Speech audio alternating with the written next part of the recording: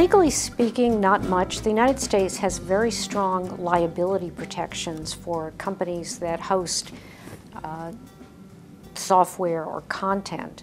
And these liability protections have been very important in supporting innovation and free expression.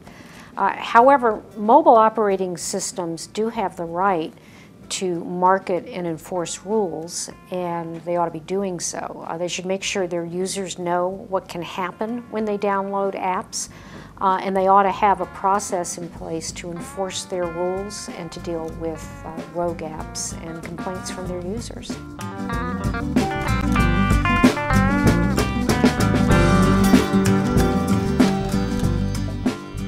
Well, that's a good question.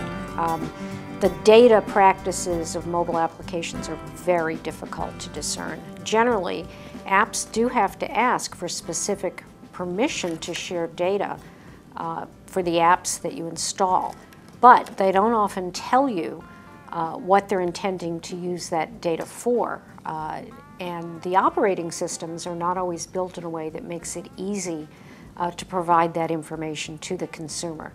It's possible the music app has some social feature that allows you to share information about music with a friend.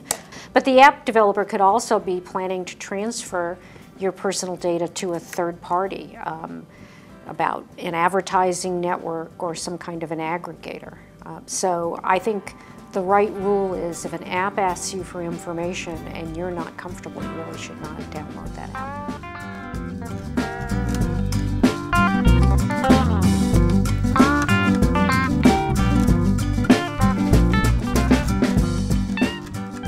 Even if a UDID doesn't know your actual name, you don't necessarily want companies tracking you from application to application. The same arguments about anonymity have been made in the context of cookies and have been rejected.